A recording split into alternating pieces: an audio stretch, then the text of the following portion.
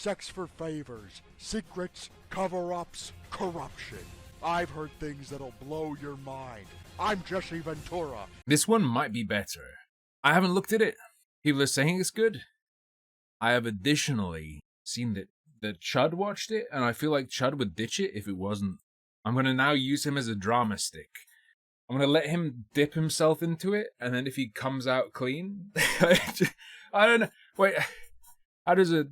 If he comes out dirty up to the right mark, then I'll consider that worth looking at.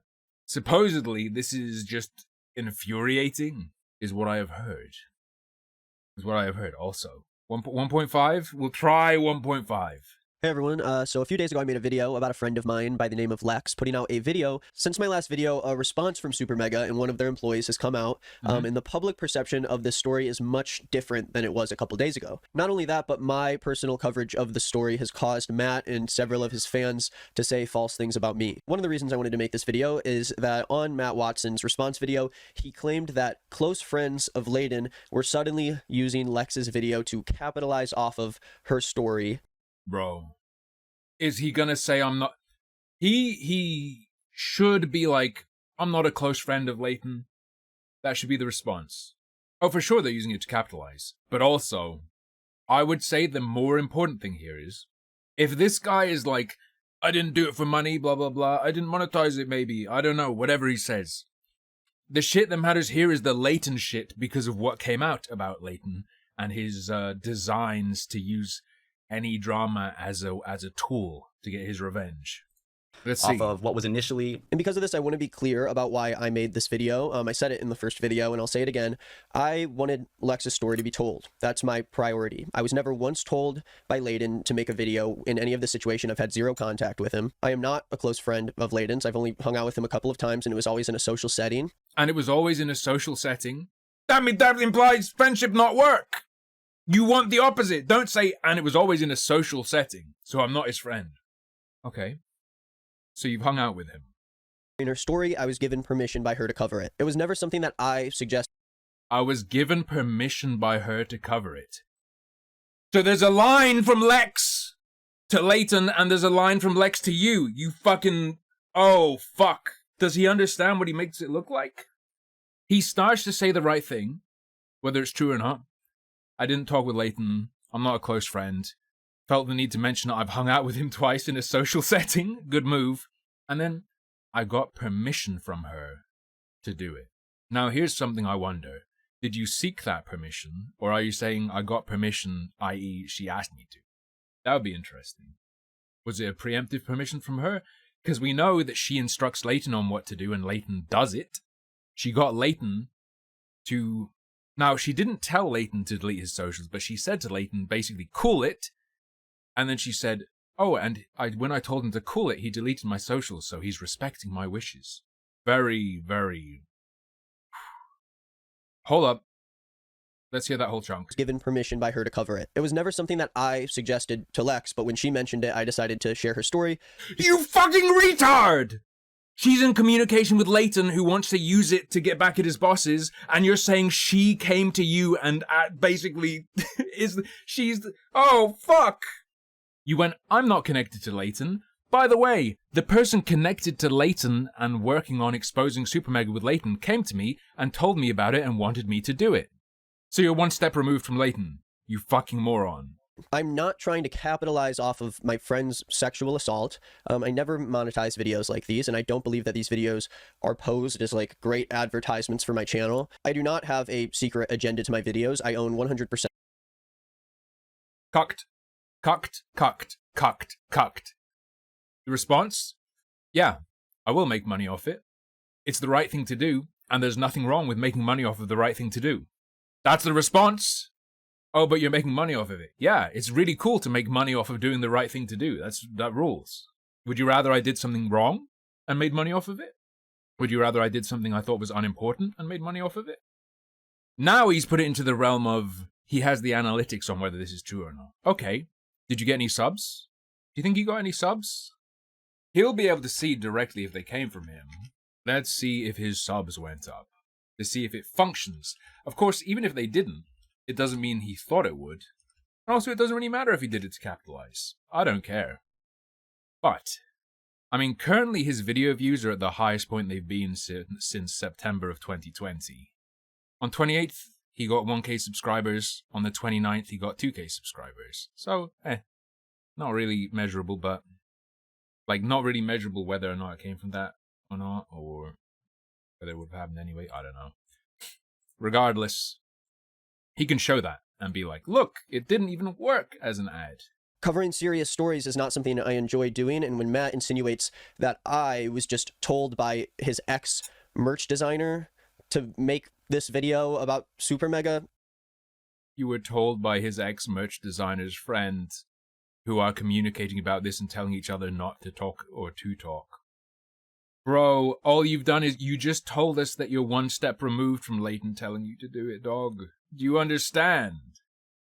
I can't help but feel like he's also trying to discredit other stories that I've told in the past. The stress of, like, talking This guy's the dumbest motherfucker I've ever heard in my life. Literally just the dumbest person I've heard in my life. The problem you have is that I think he's also trying to discredit previous stories. I'm gonna have a fucking aneurysm. I can feel there's like a vein ballooning up inside of my brain. I'm gonna die tonight. I'm going to die. This is the dumbest motherfucker I've ever heard in my life. How does him suggesting in this particular instance you have a connection to one of the people involved, which you then confirm just by saying, oh, it's a different person who came to me and asked me to do it though, a person who's associated closely with that person. How does him saying in this specific instance there are connections in any way discredit any previous stories where there are no such connections? How are you so fucking dumb? Does he have like a bunch of responses, random responses to any potential thing out on his wall, and whenever anyone does anything he just throws a dart and goes with whatever it lands in? Because this isn't connected to what's happening. It's not a fun thing to do. I'm not like having a great time over here spending 2 videos in a week trying to talk about the shit that they did. My intention with this video was 2 only videos in a week! I hate that shit. I hate that shit. If you are an animator working fucking dawn to dusk to release 2 multi-minute, like, carefully animated videos, it's like 2 videos in a week, and that represents like 100 hours of work. Sure. This sort of shit, that's like less than 10 hours. Depending on how he makes it, depending on how he puts it together.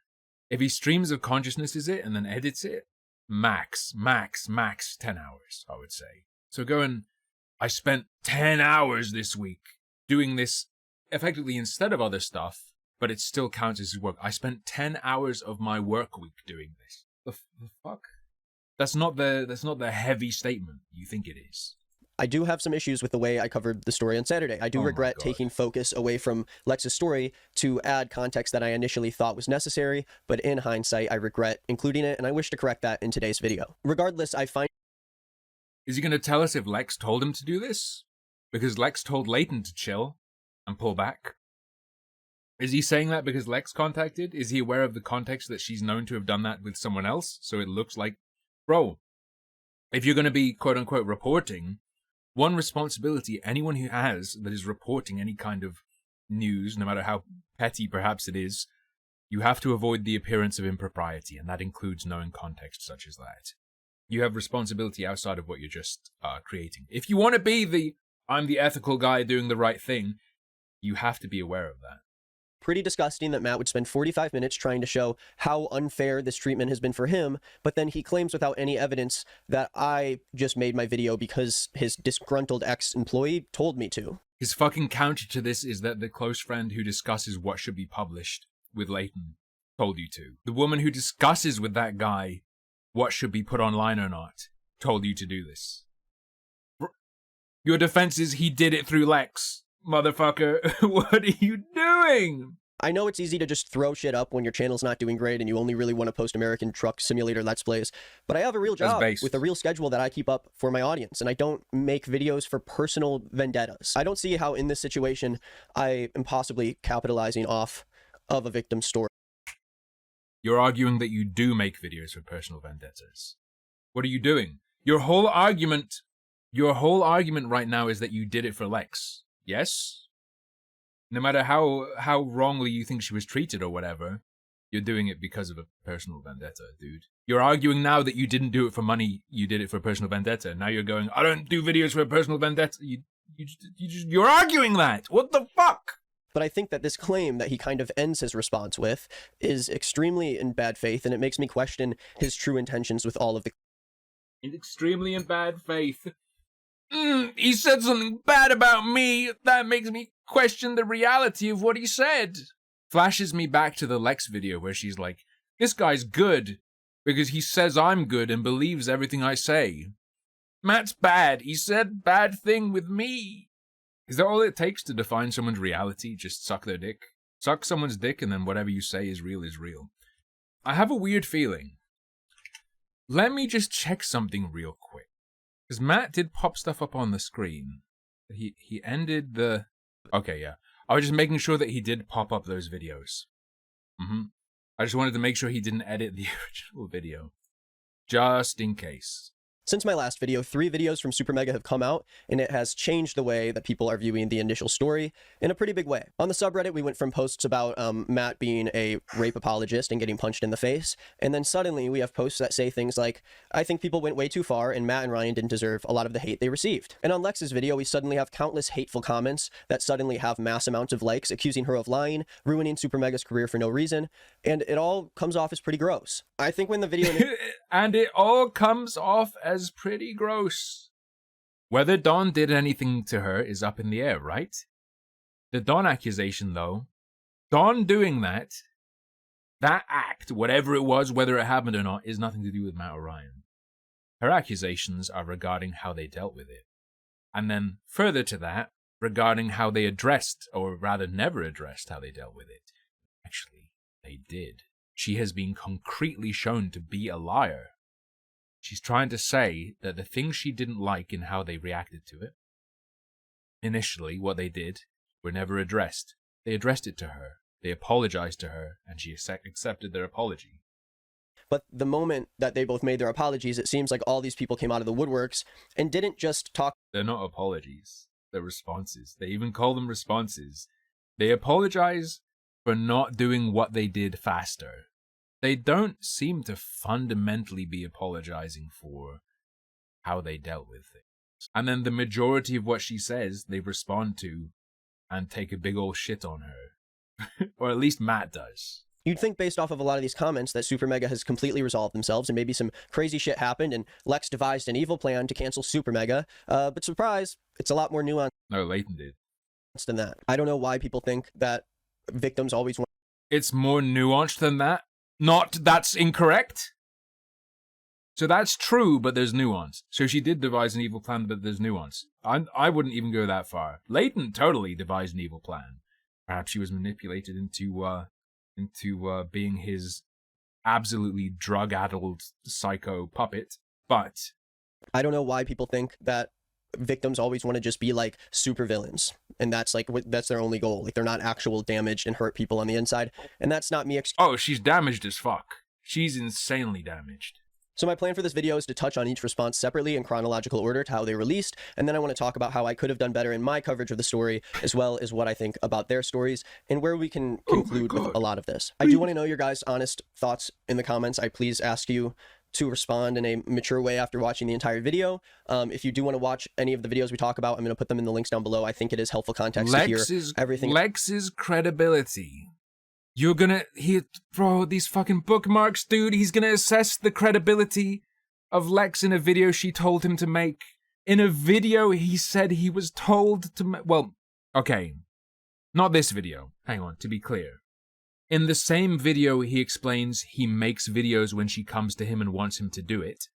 He's gonna assess her credibility. She got her fingers in your shit, dude. Your assessment doesn't fucking matter. Okay, so pretty soon after I posted my video on Saturday, Jim, the producer/employee of SuperMega who kissed Lex in the story from the original video, he came out with an apology. Where is it? I don't get this. Is he not gonna fucking mention... She alleges he... I said this 5 million times in my reaction to Jim's apology, okay? Is this guy not gonna fucking mention the headlock and alleged multiple chokeholds? Lex doesn't just allege that he kisses her. The primary thing she alleges, the majority of what she alleges, is that he headlocked her and put her in a chokehold multiple times. Do the people defending her realize that's obviously fucking insane? And they just don't mention it and pretend like she didn't say it? This guy has to mention it. You motherfucker, you have 4 minutes to mention the chokeholds. The multiple You can't just say, oh, and she accused him of a headlock. This motherfucker has to say, she also accused him of putting her in a headlock and putting her in a chokehold against her will multiple times. This apology came in a tweet that he tweeted out that included a link to an unlisted video. So already a very weird look when trying to apologize by making your video unlisted. So it's weird as fuck to apologize with a video. It's not weird as fuck that it's unlisted. It's weird as fuck that it's a thing at all. Kind of a weird look, tweeting out an unlisted video as your apology for being accused of choking someone after death.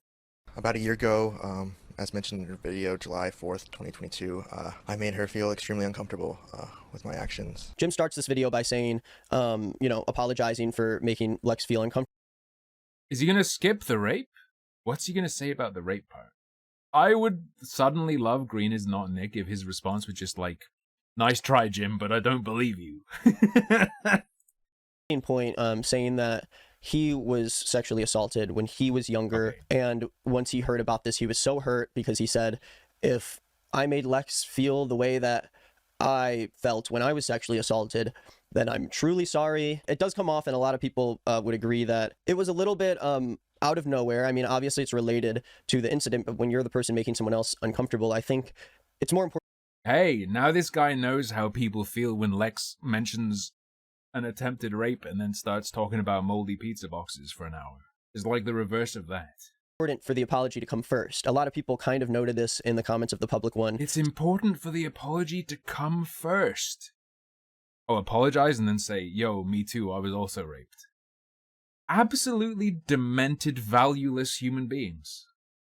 I comment a lot on what would be more effective, for example, when people present things. This order would probably be more effective in getting your point across or convincing people. This sounds like what the right thing to do is, the good thing, but it feels like it's entirely formed by the judgments of a crowd. Like if a crowd watching him said he was wrong, no matter what it was, he would cleave to that opinion, I bet. There were also moments where Jim was, I guess, crying in the video, or like trying to seem like he's crying, but it was, I don't know. Trying to seem like he was crying, but I don't know. There were parts in the video where Lex was crying or trying to seem like she was crying, but I don't know. It's very odd that the person who said they were raped is crying. Reverse the roles. Squad W. I distinctly remember saying, how hard is it to ask for consent? All you have to do is say, can I have a kiss? And then I said, can I have a kiss? And she said, yes. But it doesn't fucking matter. He's gonna Correct. explode. I just thought that was kind of mainly what we needed to hear. Correct? It doesn't matter that he asked for consent and she said yes? Sorry, wait. How hard is it to ask for consent? All you have to do is say, can I have a kiss? And then I said, can I have a kiss? And she said, yes. But it doesn't fucking matter. Correct. I just thought that was kind of mainly what we needed to hear. Jim kind of gets into a lot of stuff that Layden said on his stream, which is kind of a big point in today's video. I asked for consent. I explicitly asked for consent. And she said yes, and I kissed her. But that doesn't matter. It doesn't matter that she consented. Correct. That's what we needed to hear. So he agrees the only thing that matters is that after she consented and did it, he's not disputing that she consented, or at least indicated consent, gave him her consent. This greenisnotnick guy has not disputed that, or even cast into doubt that he asked for a kiss, asked to kiss her and she said yes. He's saying that Jim is correct, that even when someone consents, if they later then say, actually I was uncomfortable, that's all that matters. It's real. It's real. It's real. When people say sexual assault is just someone changing their mind, this guy actually said it. This guy fucking just said it. He just fucking said it. It doesn't matter if someone consents if they then later say they didn't mean it. Bro. Jim explains that Layden said on his stream that Jim was aroused by Lex's story. He explains that Jim must have been aroused by this. And yeah, it was completely irrelevant to Lex's story. Jim brings this up to say that it was personally very triggering to him because it put him back in the shoes of his own assault. Now, I don't think this is something Layden knew about, so I don't think it's necessary to bring this up in a scenario where you're specifically apologizing about something you did to a woman who's not Layden. But when you're apologizing about something you did and you bring up constantly that you feel... I feel like there are a lot of standards being set that if applied to Lex, he wouldn't be happy with. I think he might be a bit biased. It's okay. He's waffling, but he's bizarrely, for no fucking reason, defending Layton. He's basically saying, don't talk about anything that isn't exactly Lex or what Lex says. Stay on script, stay on script. Don't talk about Layton. Holy fuck, don't talk about Layton. Lex doesn't want people talking about Layton. Don't talk about Layton. It does kind of feel like you're taking some of the blame off yourself because of trauma that you experienced. And if I was Lex, I think this would be a hard apology for me to accept. Jim goes on to be pretty upset at a lot of the things Layden said, but I do think that, you know, the way... You weren't mad at Lex for putting forward the main accusation and then waffling for how fucking long was it? Like an hour and a half after all that? Say this to fucking Lex. Jim's videos... less than 8 fucking minutes long, and you're talking about him including too much irrelevant stuff? You must hate Lex. Around the same time, a series of screenshots from the Instagram close friends story of Matt's current girlfriend were posted on the subreddit. I don't think that Matt's current girlfriend should be a part of the story anymore. I'm not going to say her name, and I regret bringing her up initially, but I do think that these stories actually give us necessary context to how SuperMega was handling this controversy behind closed doors before it happened. She tweets on her private Twitter, "Dude, just know people are fucking lying about me like crazy, and the only reason I haven't said anything is because Matt and my friends told me not to, because Matt is going to take care of it and tell everyone the truth in his response, debunking everything." Yeah, he told her not to say anything, and she did say something, and it got out. I don't understand how they could be worse at handling controversies. They could be Layton. They could be Layton and Lex. So this lady is saying they're fucking lying. Matt's gonna point out that they're fucking lying, and then Matt pointed out that they fucking lied. And she didn't say anything because Matt's gonna deal with it for her. It's not like don't let it get out. It sounds like she's really upset by people talking about her, such as this guy. This guy fucked with this woman by posting his video, and then she posted about being upset about that Matt and her friends were like, chill, you don't have to worry about it. Matt's gonna deal with it and set things straight. So in other words, they're angry at him for doing with this woman what they wanted him to do with Lex. You fucking retards. Unbelievable 0 IQ. Are they jealous? Is this jealousy? That he behaves like this with this woman and didn't do it for Lex? Because it's very obvious what Matt's attitude about this is in this whole thing. Of course, he has some reasons to feel upset about the way people are talking about his magnum opus. But, you know, another tweet about the whole thing. This whole thing has been so fucking ridiculously unfair to everyone involved and blatantly false. I know I'm not supposed to be saying anything, but I hope everyone feels like idiots when they see the receipts. But she posted something that says, taking every ounce of self-control, but... period. I'll let him explain. And then posted a reaction image that says, whatever you hear about me, please believe it. I no longer have time to explain myself. You can also add some if you want. Overall, he's apologized for doing what she said was bad, and now he's saying she's bad for saying she hates it and doesn't like it and doesn't like what people like him did. Wait, look at the link. Nick's IG story. What the fuck? Nick is not green posted him doing a wacky face. Him doing a wacky face. With the caption, "I'm going to embarrass you at this party, SuperMega." True, Peter Khan, you got me. Okay, but have you considered that Lex is a beautiful angel who can do whatever she wants? True. Actually true. You're joking, but she can, and we can enjoy what happens when she does. I think it would be of great value to this guy and people like him to learn what an A-log is and learn that they're becoming one. Actually, but she posted something that says, taking every ounce of self-control, but, period, I'll let him explain. And then posted a reaction image that says, whatever you hear about me, please believe it. I no longer have time to explain myself. You can also add some if you want. Overall. Yeah. Matt planned to help a woman who felt she'd been lied about or talked about badly online. Isn't that what you want him to do? Well, it's not quite. Not quite. Lex wants him to go out and, you know, say whatever she wants him to say. However, wouldn't she have wanted Matt, if people said stuff about her, to go online and say, no, this isn't true. He's just doing that for a different woman. Sorry. We get two separate videos from Matt and Ryan. We have one that says my response Matt, one says my response Ryan. Matt's video is 48 minutes. Ryan's video is 9 minutes. In the time since, SuperMega has fallen from 1 million subscribers down to 954,000. And this video was posted the other day, which was surprisingly, as I clicked on it, pretty well received. A lot better received than you would expect. Why would you show this? If he was just along for the ride and watching it, I understand why I'd show this. But this guy is obviously invested, especially since he was doing it at the behest of Lex.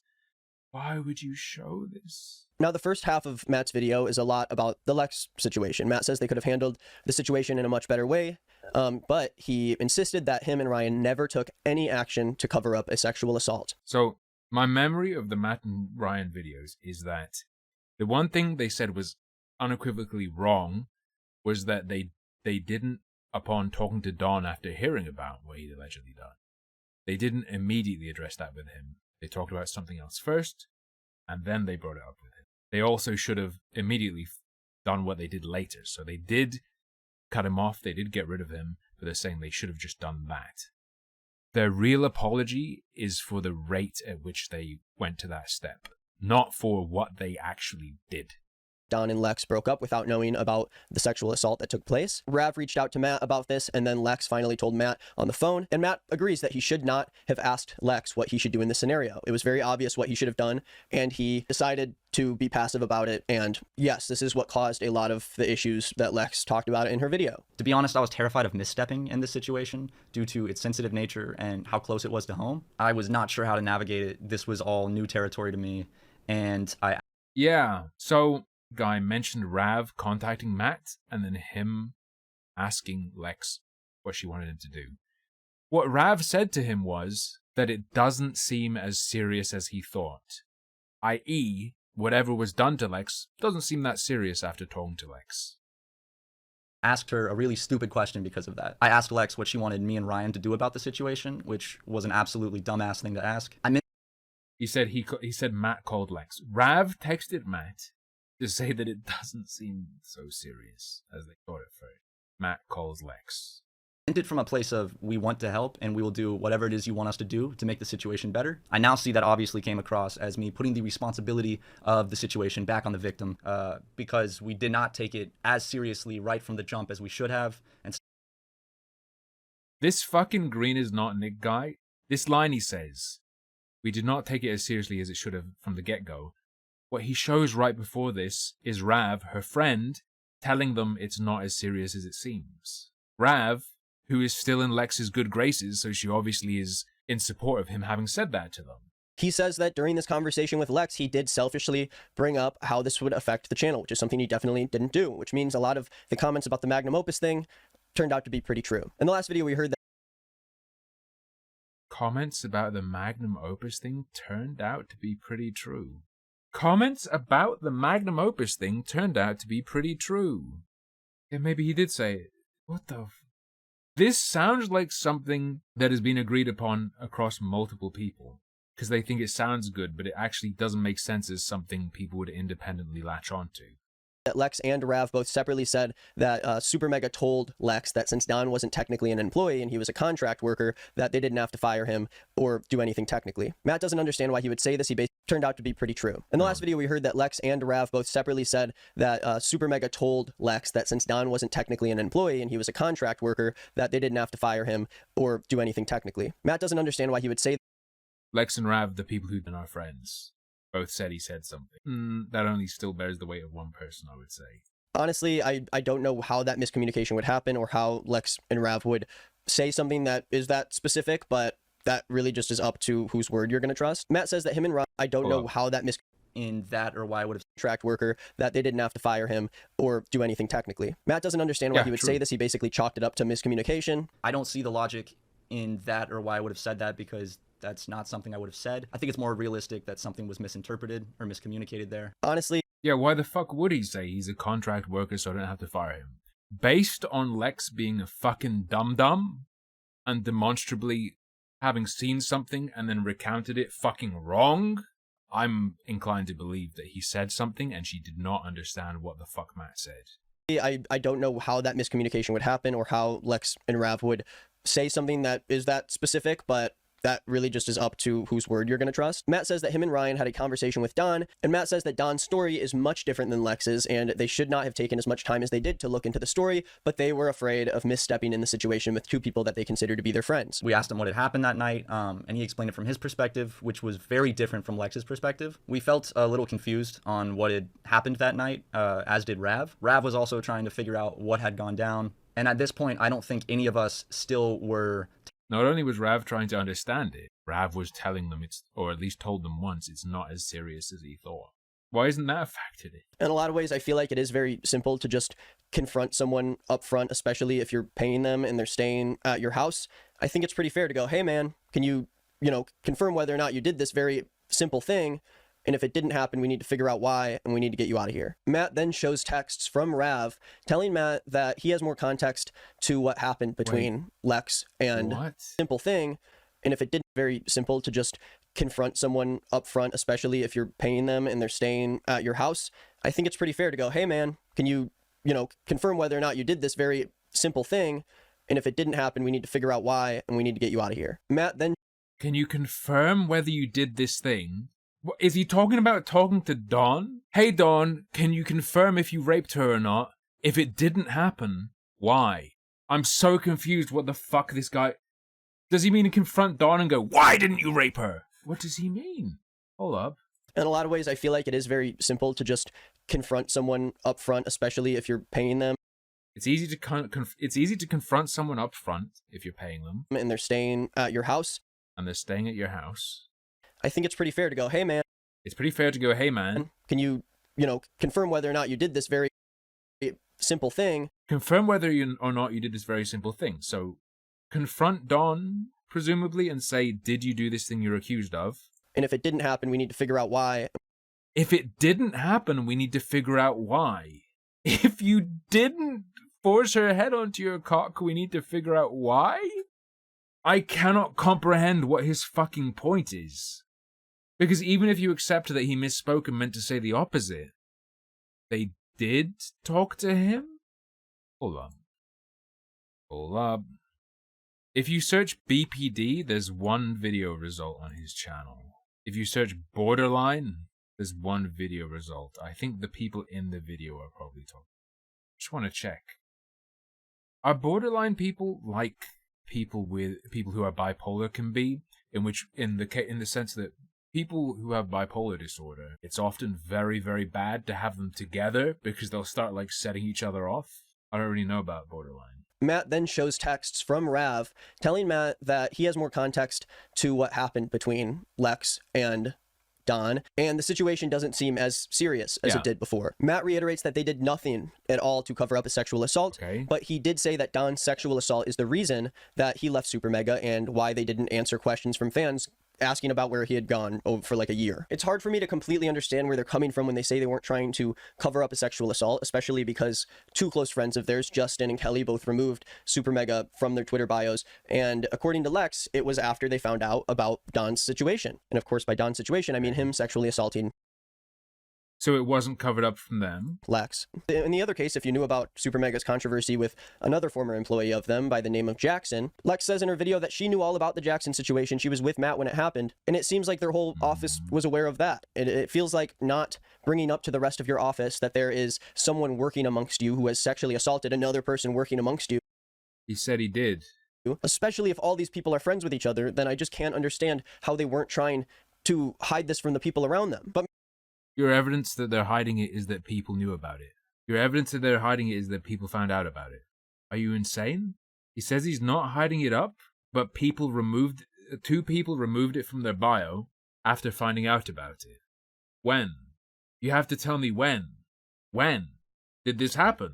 Time frame. After Lex's video. Okay. After the video dropped. He speaks real fuck that I'm getting so confused. Say, I need the fucking times. Okay, Justin. You also have to be aware. Someone saying they just found out doesn't mean they just found out.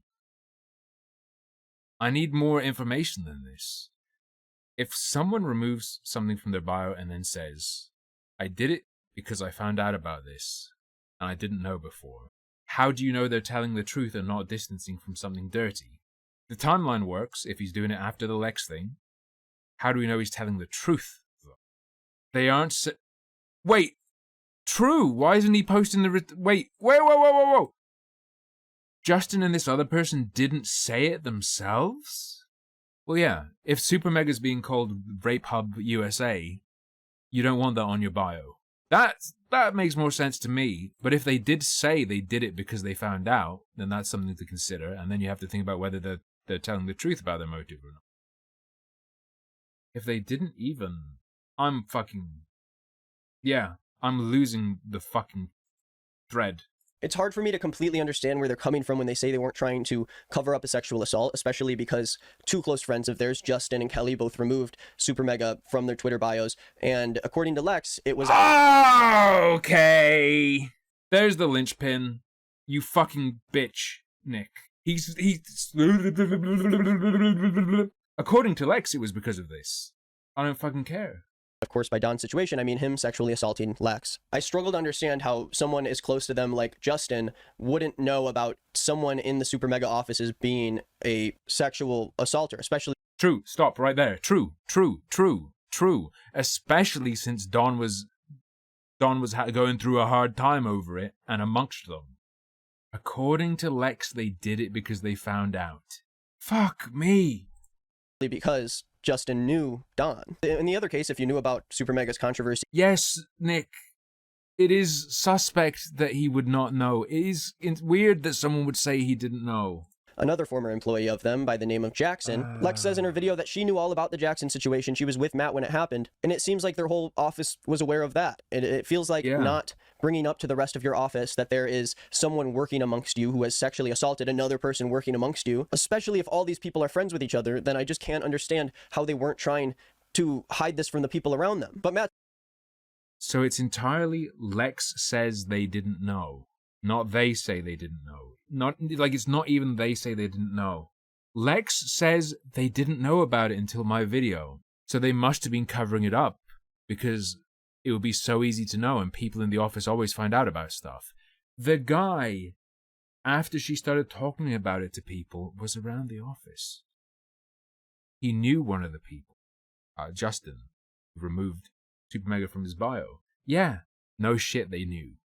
He's going... They obviously knew, but Lex said they didn't know, so they didn't know. And isn't it weird that they didn't know? Doesn't that mean it was covered up? The answer to that would be that I'm getting fatigued on this shit, man. Didn't tell other people or the public about this because Lex wanted the situation to be private and they didn't want to speak for her. Yeah. And she expressed that she did not want this to be a Yes. She said she didn't want it to be a big deal. thing that was public. She said that in the video. And as much as I understand trying to help Lex's privacy, Don is someone that you paid... Help Lex's privacy? Help Lex's privacy. Not violate Lex's privacy. This is also a work matter, that you have someone who has sexually assaulted one of your friends amongst you guys. And I still do not understand. Can you imagine you get fucking ass raped at work? And you're like, bro, don't tell the world I got ass raped at work. And your boss goes, sorry, it's a work matter. I have to post it on Twitter, bro. How all of that stayed between 3 people when the rest of this shit is leaking everywhere. It just doesn't really add up to me how... Yeah, it doesn't add up. You know what you should question? Lex saying no one knew. You're right, it doesn't add up. Even if you ended up doing the right thing and you took the time, shouldn't we be worried about the fact that you didn't hear that a friend of yours sexually assaulted another friend of yours and immediately addressed it and kicked him out? I just don't really understand, even if Lex wanted it private, how it would be that are you guys just that busy that shit happens and it's like, oh, you know, he's going to be here this time. I messed up the timing of everything and oops. Even if Lex wanted it private, I don't understand how you didn't tell everyone. He doesn't understand how you could, after being told by someone that they were sexually assaulted, he doesn't understand how you could keep that to yourself. What, because you'd get so many views on the video? Like, what does he mean? No, lol, it's Mariah. That's fine. What am I doing right now? This guy Nick is still milking the Super Mega drama for views when he's not even directly involved. To be fair, literally what I'm doing. I think the issue is that he's doing more. He's trying to spin. He says earlier that he made the video because Lex came to him. Dude, he's down bad. You don't deserve your business. You don't know how to handle it. This isn't a question of whether or not they didn't know her intentions or whether or not everything was as serious as it was. This is a personal thing that is happening to friends of yours. This isn't like... Yeah, and that friend said, don't make it a big deal, so they didn't. What do you mean? Something on paper where you have to, like, figure out how to find, like, physical proof that something happened. I think it just... I can never imagine that happening to a close friend of mine and having the power to do something about it, but... They didn't... Wait. Hold on. Business. You don't know how to handle it. This isn't a question of whether or not they didn't know her intentions or whether or not everything was as serious as it was. This is a personal thing that is happening to friends of yours. This isn't like something on paper where you have to, like, figure out how to find, like, physical proof that something happened. I think they're not talking about proof. This segment is talking about how they didn't spread it around publicly. Their argument is the alleged victim wanted it not to become a big thing, so we didn't tell everyone. We didn't, expose intimate details of her life. Intimate, sexual, criminal, violative details of her life. We didn't expose those at her request. That is not an issue of, we don't have the evidence. I can never imagine that happening to a close friend of mine and having the power to do something about it, but kind of just like waiting for the victim to take action rather than help her tell her story. But Matt does help her tell her story. That's not the doing something about it is getting rid of Dawn, which they say they think they did too fast or what? Not too fast. No. They say they did that too slowly. Spreading it is something else. That's not the thing that helps her. It might help her if she wants it spread, but she said she didn't. She said she didn't, and they agreed to that. Help her tell her story. I can't fucking imagine if a woman I knew came to me and told me something that had been done to her and said she just wanted to share it with me, but didn't want it to spread everywhere. Maybe wanted a couple concrete things. Maybe it would be like, if this person is going to be around and you can be around me, could you be around me? You know, something like that. And maybe asking for help if they're going to be in a situation where they have to be around. Whatever. But they said, please don't put this out. I don't want it to be a big thing. And I fucking got my big bowl of noodles. Big all caps title on Twitch. Best friend was raped? Question mark, exclamation mark, question mark, exclamation mark.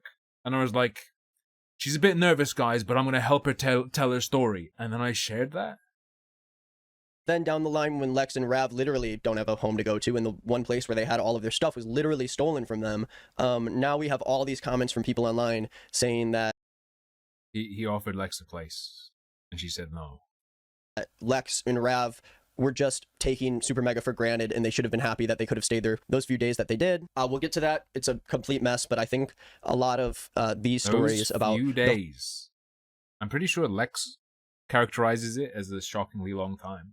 Being. Again, Matt says that he recognizes where he failed and that he wants to take full accountability for it. Matt claims that the communication with Lex and Rav staying at the office was poor and that all four of them could have been more mature about the situation, but Ryan and Matt felt that the tensions were too high, so they didn't feel like having that conversation at the time. And this is another instance where I think a lot of people start to go, well, you know, they're just human, they're busy, they can't really figure out what's going on, but it still doesn't address the multiple days of communication that Lex didn't have with the guys when she needed to get into the place. You better address her asking to come get her stuff, them arranging for that to work, and then her not showing up or canceling. Friends of yours who are in your city and like desperately need help. I don't know if we remember the story in Lex's video because suddenly people are saying that she's tried to claim that SuperMega made her homeless or whatever. But no, Lex trusted a friend of hers, a close friend of hers that she trusted to take her situation. Yeah, she literally says they made me homeless. She literally says they made me homeless? Who are in your city and like desperately need help. I don't know if we remember the story in Lex's video because suddenly people are saying that she's tried to claim that SuperMega made her homeless or whatever.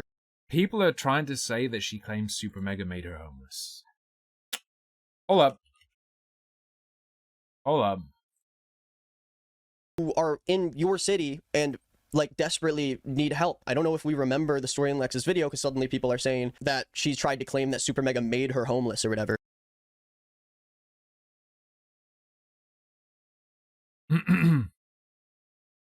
My only plan of like staying somewhere, my only like safe place, didn't want to help me, said they did nothing but helped me, and then gaslit me about it and made me homeless.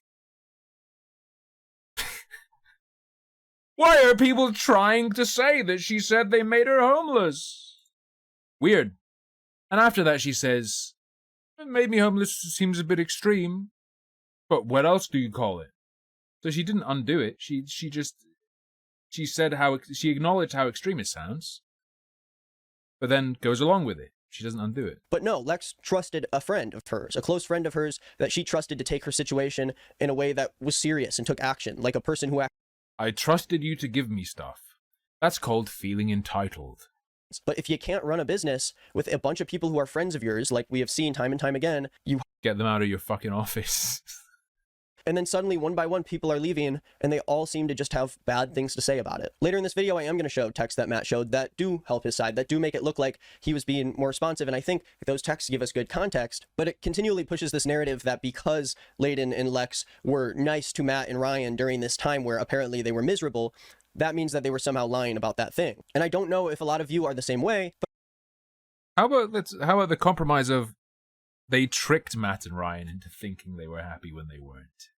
Are you, like, even if that's true, how do you critique someone for, when being presented this facade, not psychically being able to tell that they don't mean anything they're saying? If we believe this is the case, you're saying Matt and Ryan did something wrong by not being psychic. Essentially, you're saying they did the wrong thing by believing the rape victim. The alleged rape victim. Sorry, Don, the man who emailed me and asked me to make these reactions. No. But I feel like when someone has the resources, like SuperMega has, to take care of people close to them, there is obviously a dynamic here in which Rav and Lex feel like they need to kiss up to Matt and Ryan. She even said it in her video.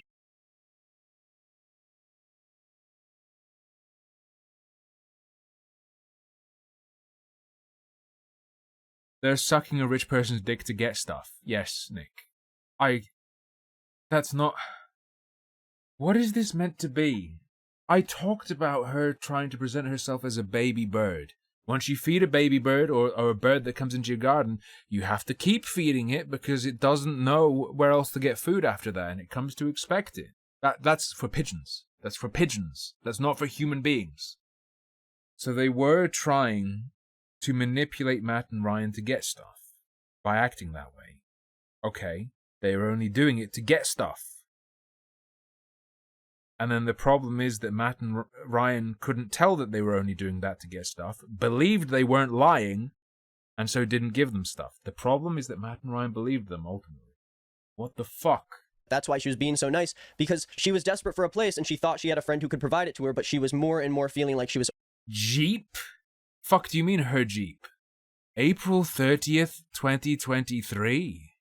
Is this the fucking car she got, or did she get a new one?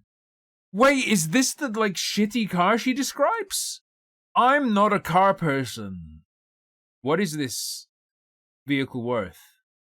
Yeah, Peter, because I'm more interested in how people are presenting themselves than getting to the core of what's true or not. Mostly because I don't have the fucking time at the moment. But that's my cope. That's my copium for not knowing these things. Wish I knew more about cars, but that looks like the same kind of shit. Like, I will never in my life be able to purchase something that costs 30 grand. What in the fuck? I thought they meant they got some literal broken down beater for like $500 or something. The way she talked about it having issues and stuff. How much money did they fucking have when they were homeless? Bro, you can buy a fucking small house here for 40 grand. Not a good one. Not a good one in a good place.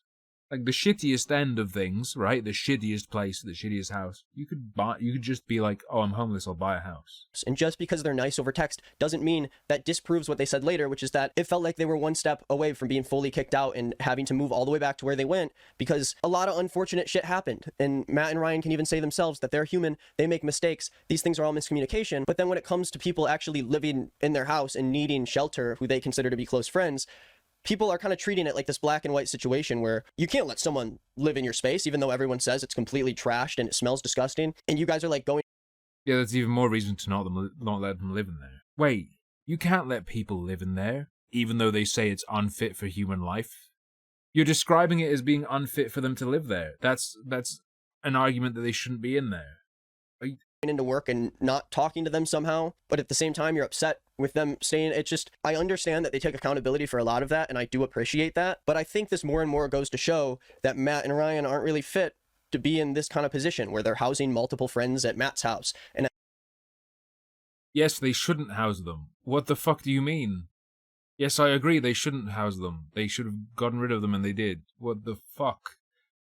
and they somehow still have Don here and he's mixing in with everybody else. People keep saying that this situation has been pushed completely on Matt and Ryan and that it's not even about the original thing anymore. We should be focused on Don. But people keep forgetting that they are agreeing that they did all this horrible shit. And just because they agreed that they did it because there was proof that they did it, that doesn't mean that suddenly everyone was lying about everything. Matt goes on to say that in Lex's video, she explains that Matt and Ryan gave her and Rav a cold shoulder, and it sort of felt like they were being constantly nudged to get out of there, with Jim constantly texting them about these vacations that they were taking when Lex would had to go back home to her mom because her dog was sick. And suddenly it's like, oh, you and Rav are taking another vacation, even though you're driving across the country in your Jeep with everything you own just to come to California and have it stolen from you. I don't understand how this isn't a severe enough situation where you need to sit down with these people who are close to you and give them a talk about how you can support them in that time. But a talk? No, brother, you mean money. A home. They're not asking for a talk. if you're going to support all these other people staying at your house for all these different reasons, don't you think being completely homeless and having all your personal belongings stolen from you is a big enough reason to allow? If you help one person, you have to help them all. So if they didn't let anyone else stay with them, this is subhuman. These people are literally subhuman.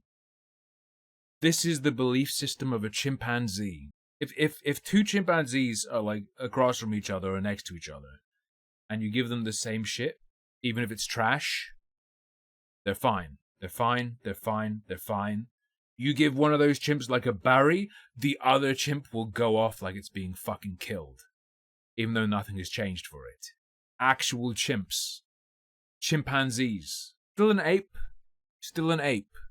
Humans are apes. Chimps are apes. Not human, though. Below human. Chimp operation. Chimp mindset. Like, literally chimp. This is how chimpanzees behave when you study them. Anyway, folks, we can come back to this tomorrow with dinner, because this is probably good for my cardiovascular health with the amount it makes my heart pump. This guy is a friend of someone involved in the SuperMega stuff, and he's reacting to the response of the SuperMega guy. He's very much accuser side. I don't remember exactly who he's connected to, and he says some wacky shit that can be fun. That can be fun to listen to while you eat your food. This is going to be interesting for later in the story, how Matt immediately figures out a situation to home one of his friends, Don, after knowing what he did to Lex. But then down the line, when Lex and Rav literally don't have a home to go to, and the one place where they had all of their stuff was literally stolen from them. I'm confused at what he's saying. I'm confused about exactly what he means. Because the thing is, he's acting like he gave that to Don but wouldn't give that to Lex. But he gave Lex the same thing, and then Don pieced out. It was only later, after Lex had already been given that he said basically, you wore out your welcome, and got rid of her. Having also offered her a paid place to stay for a while. Well, offered to pay for a place that isn't the office, and she declined it. I don't understand the suggestion that he didn't offer Lex anything, because Matt did offer Lex stuff, and he let her stay in the office for an amount of time. That Lex and Rav were just taking SuperMega for granted, and they should have been happy that they could have stayed there those few days that they did. We'll get to that. A lot of these stories about the homelessness part of Lex's story have been like harshly discounted in this video, and shows a lot of instances in where Matt, which is reasonable, especially considering that Lex said She did have a place in Tennessee. She talks about not being able to afford to go there after spending money on what? Hotels and a car? There was a fucking Jeep. She talked about it like it was some banged up shitbox that would need a ton of work, but she bought a fucking Jeep, dude. These are real friends of yours who are in your city and like desperately need help. I don't know if we remember the story in Lex's video, because suddenly people are saying that she tried to claim that SuperMega made her homeless or whatever. But no, Lex trusted a friend of hers, a close friend of hers that she trusted to take her situation in a way that was serious and took action, like a person who actually runs a business with a bunch of their fucking friends. But we're reaching the point we watched up to. He talks about glossing over, but I think, as I said last time, he's glossing over that they did arrange for her to get her stuff, and then she simply didn't.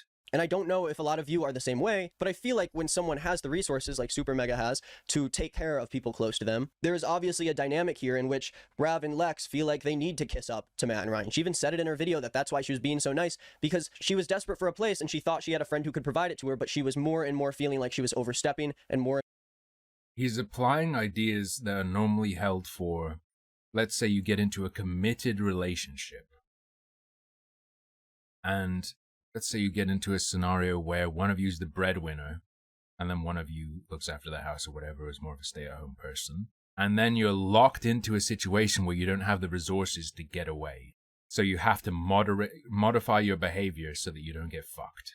That seems like the sort of scenario where that dynamic of one person having all the stuff and the other not having control of the material stuff matters. I don't think that is meant to apply to any scenario where you have more stuff than someone else, and that person wants or needs stuff, so you have to believe they're lying when they say things are good, right? Because he's describing a scenario to explain that it doesn't matter what Matt and Ryan were told, because they're the people who have the resources. What should they have said? No, you're lying. Have all our money. What? I don't... Maybe he'll explain. Feeling like they wanted her out of the house. And just because they're nice over text doesn't mean that disproves what they said later, which is that it felt like they were one step away from being fully kicked out and having to move all the way back to where they went, because a lot of unfortunate shit happened. And Matt and Ryan can even say themselves that they're human, they make mistakes, these things are all miscommunication. But then when it comes to people actually living in their house and needing shelter, who they consider to be close friends, people are kind of treating it like this. Close friends. I don't know. People who they consider to be close friends. That's stepping up, right? They were described as friends, right? They also described Don, the guy they just totally fucked off, cut off, basically told to get lost. They described him as a friend. So Black and white situation where you can't let someone live in your space, even though everyone says it's completely trashed and it smells disgusting. And you guys are like, we saw this fucking yesterday as well. I don't understand. You can't let someone live in your space, even though it's completely trashed. The space being completely trash and fucked up is either an argument for it to be cleaned up or an argument that it's unsuitable to house people. It's not an argument that how does it's fucked up, so let people live there work? It doesn't. It's into work and not talking to them somehow, but at the same time you're upset with them staying. It's just, I understand that they take accountability for a lot of that, and I do appreciate that, but I think this more and more goes to show that Matt and Ryan aren't really fit to be in this kind of position where they're housing multiple friends at Matt's house and at this office, and they somehow still have Don here and he's mixing in with everybody else. People, yeah, they're not suited to it, and they undid it. Keep saying that the situation has been pushed completely on Matt and Ryan, and that it's not even about the original thing anymore. We should be focused on Don. But people keep forgetting that they are agreeing that they did all this horrible shit, and just because they agreed that they did it, agreed that they did all this horrible shit, they agreed that they did the right thing too slowly. They agreed that there was miscommunication that meant getting rid of her was more awkward than it needed to be. I don't know if I'd call that all this horrible shit. because there was proof that they did it, that doesn't mean that suddenly everyone was lying about everything. Matt goes on to say that in Lex's video, she explains that Matt and Ryan gave her and Rav a cold shoulder, and it sort of felt like they were being constantly nudged to get out of there, with Jim constantly texting them about these vacations that they were taking, when Lex had to go back home to her mom because her dog was sick, and suddenly it's like, oh, you and Rav are taking another vacation, even though you're driving across the country in your Jeep with everything you own just to come to California and have it stolen from you. I don't understand how this isn't a severe enough situation where you need to sit down with these people who are close to you and give them a talk about how you can support them in that time. But if you're going to support all these other people staying at your house for all these different reasons, don't you think being completely homeless and having all your personal belongings stolen from you is a big enough reason to allow people to like stay until they get the help they need? Because If I have a positive relationship with someone and something bad happens to them, helping them might be a good or nice thing to do, right? Sure, that's good, that's nice. I don't think not giving them access to everything they need is a bad thing to do, right? Or wrong? No, am I crazy? Do you have an obligation if you're friends with someone or have any kind of somewhat positive, ostensibly positive relationship with someone? If they get robbed or they fuck up and are in a rough spot, you have to give them shelter. Or you've done something wrong? aren't as close to you as you think they are, and you need to not open yourselves up to being Yes. an option for people to come and stay at your place when serious shit happens, and then suddenly. Yes! What the fuck? Okay, we didn't see this fucking part. But if you're going to support all these other people staying at your house for all these different reasons, don't you think being completely homeless and having all your personal belongings stolen from you is a big enough reason to allow people to like stay until they get the help they need? Because if not, then these people aren't as close to you as you think they are, and you need. Yeah, they're not. No, Lex misunderstood the level of closeness and so was surprised that they tried to fuck her off away from them. To not open yourselves up to being an option for people to come and stay at your place when serious shit happens, and then suddenly you don't want to support them anymore. Matt shows. It's the baby bird argument. I described the mentality as subhuman, and now he's described it as subhuman. In that, if you provide someone help, you're then on the hook to help them forever. That's an argument that applies to feeding wildlife that visits your garden. That's the argument that, oh, you put food out for a bird, you're going to confuse it, it's going to think it can get food from you consistently, and then it'll die if you stop, so you have to keep giving it food. That doesn't apply to humans. That does not apply to humans. Text responding to this tension where he said that the only reason they were ignoring Lex and Rav is because they spaced out and they were wrapped up in their own worlds. Jim was hired to communicate for them, so that's why Jim talks to Lex and Rav about leaving the office, and Matt and Ryan just sat in the group chat and let Jim talk for them. They said that because they were staying at the office when all of this happened, this became a work issue and not a personal issue with them. So because personal friends of them became homeless, but the building that you let them stay at was an office and not a house. And these people had a working relationship with them, yes? That means that you need to deal with this in a work manner and kick them out. I don't think that makes sense, especially because you're letting them stay between your house and the office, and because you do business with all your friends. If you do business with your friends and they're all a part of your channel and they're a part of the culture and the work culture you build, you don't even have an HR department because everyone's friends, then that means that this isn't a work issue anymore. It is a personal issue because It means it's a combination of both, brother. It's a combination of both, brother. we don't deal with it like a work matter just because it happened in a fucking building that was where you work. Matt claims that Jim. Parasite mindset. It's pretty intimidating to have the two guys just sitting in a group chat who decide whether or not you're going to live there without them even saying anything, and having Jim call you needing to handle other personal things in your life as like vacation. Calling you need to handle other personal stuff in your life as vacations. You mean not doing work for them and going out and doing like smut shoots instead. Traveling the country, going to nice looking places and taking a few photographs. It's a vacation. True wingwinder. I also hate when I give $5 to a homeless person and then I have to fund their entire life. And I think we need to look at that from the other side too. Just because the guy who was holding those people at his house is suddenly saying that Jim was hired to be the guy that needs to kick out their friends when they stay too long. No, I don't like that excuse. I don't feel like that's a very good excuse. I don't understand. What's the argument for it being wrong to get them out of the office? I get saying, oh, they must not be that close a friend to you then, if you're going to kick them out like that.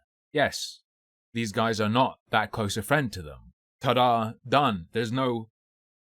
I don't get what the hook is that's meant to obligate them to house these people. Matt says that Lex and Rav voluntarily left the office and showed a text from them saying that they were leaving and apologizing for their long stay. Now, again, I don't really think that this is good proof that there isn't any tension, because obviously with Lex showing just... It's not proof that there isn't any tension. Matt and Ryan addressed that there's tension. It's proof that they decided to leave. They chose to leave. They didn't even actually get kicked out. You know, the fact that they might be the only people who can actually take care of them until they can find a place to settle down. The only people that can take care of them. What about themselves? As she stated numerous times, her going out and driving around facilitated her modeling or whatever, and that was doing great. Lex repeatedly says in the video that the trauma response she had through this whole experience is what scared her from putting her foot down and asking for their help in the first place, because she genuinely didn't feel like Ryan. Putting her foot down and asking for their help. Putting her foot down. And the help, presumably, is a place to stay. Putting her foot down and demanding a place to stay.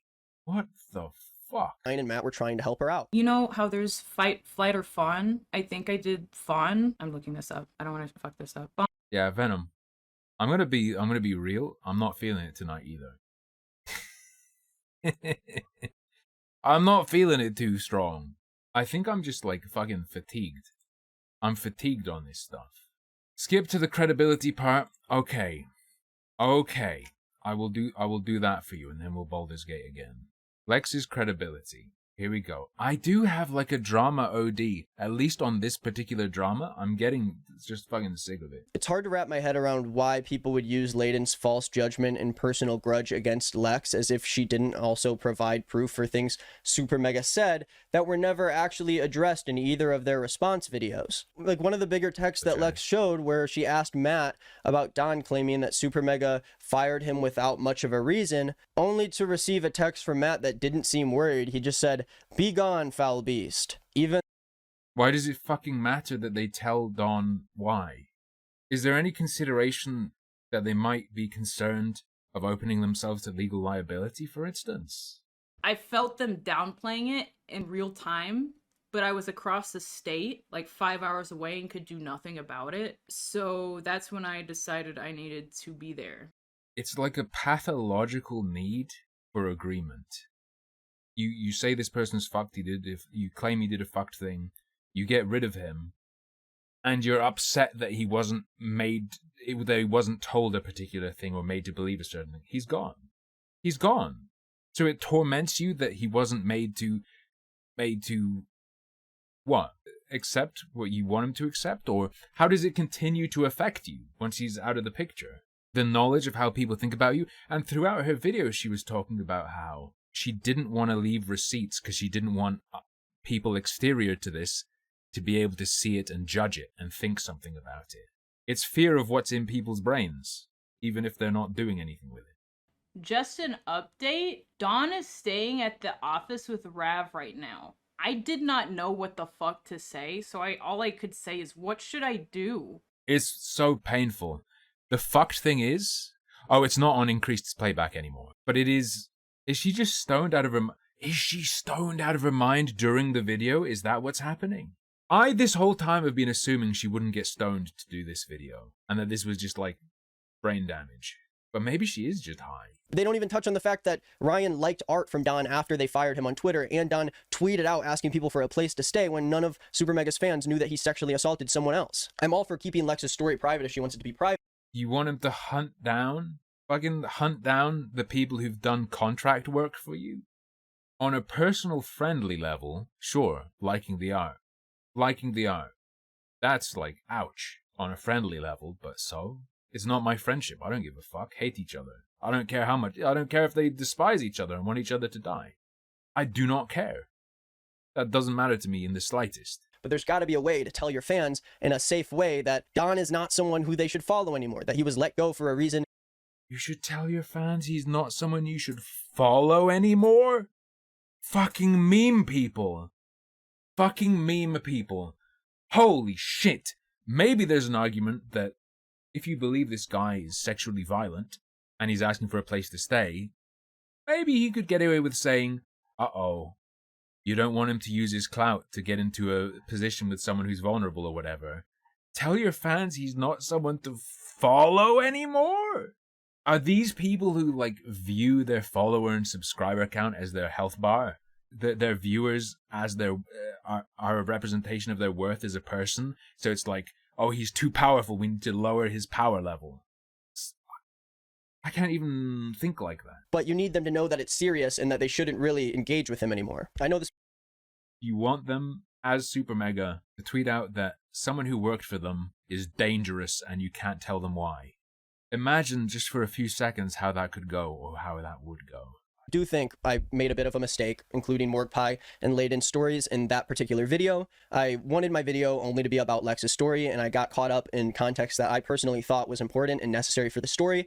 But oh, it is. it is, but not in the way you thought it was at the time, so now you want it gone. You know, despite that, I've still received several comments on the original video claiming that I put out my video about Lex without waiting for SuperMega to respond and that I was taking a side before hearing everybody's sides. And I thought I made this clear before, but of course, I'm going to take the side of a personal friend of mine when she comes out with a story about her own sexual assault. This isn't like an online, like normal thing where I look at all the facts and I make a decision. No, my friend was assaulted and never felt like she was able to be heard. Allegedly. Allegedly. Obviously, I believe her word. She was able to be made heard. She felt like she wasn't able to. That's a flaw within herself. Do people think that just legitimately she just wants to outright lie about the way they treated her for no reason? I don't really understand where people are coming from when... Yeah, she might be totally fucked up, true, but that's not what he means. The thing is, I can empathize with the idea that a friend comes to you and tells you something happened to them. The problem is, I don't think I would ever fucking be close friends with someone like Lex. I think the quality of person I'd be close friends with would make it reasonable to believe them. They call me a liar with an agenda, and they call her a liar with an agenda. Where do you guys think we're coming from? You think we're like a part of the Illuminati or something? I think you talk to each other. Oh. This is that SuperMega made some very rough mistakes in the past couple of years, and it seems like there was a lot of carelessness that snowballed into a problem that got too big for them to handle very quickly. At the very best, these aren't evil guys. They're just really, really dumb, and they don't really deserve to have the company and the team and the platform that they have with the way... Don't deserve to have the company. Deserve. Because of the way they handled Don and how they put several people in unforgivable circumstances, including many people who worked for them. They For several people in unforgivable circumstances. Unforgivable circumstances. The unforgivable circumstance of not being given a place to stay for free.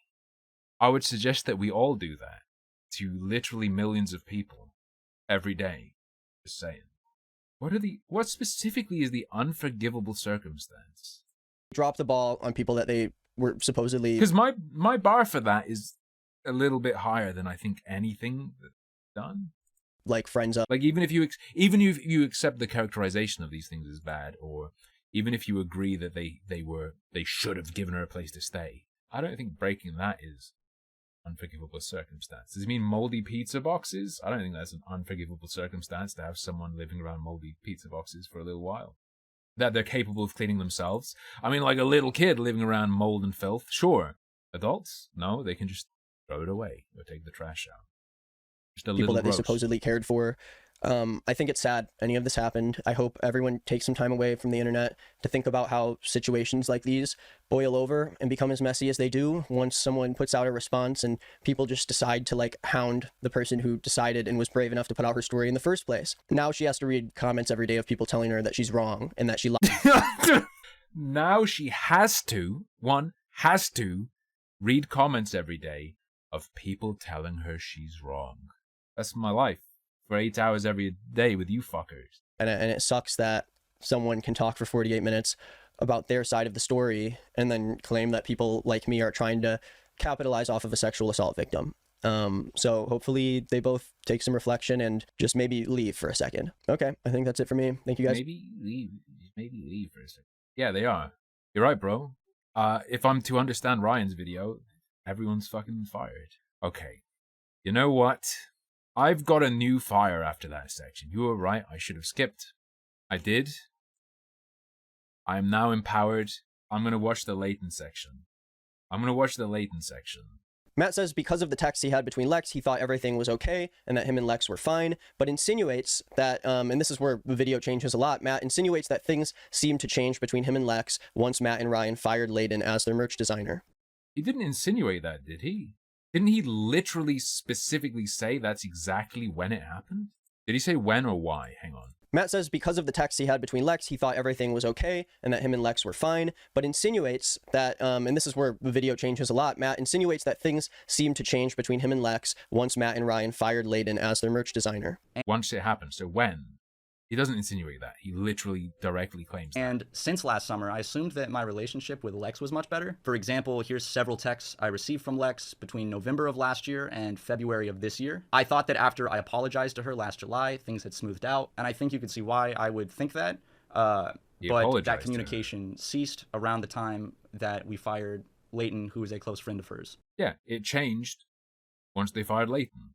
That insinuates that's why it occurred, but it's not an insinuation of that's when it occurred. It's specifically saying that is when it occurred. Picky, but it annoys me. I'm so fucking annoyed at these imprecise fuckers. In videos that are edited!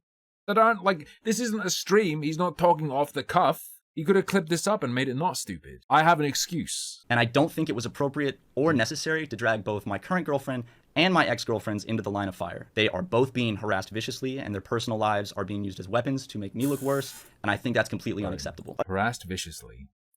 This doesn't mean anything online anymore.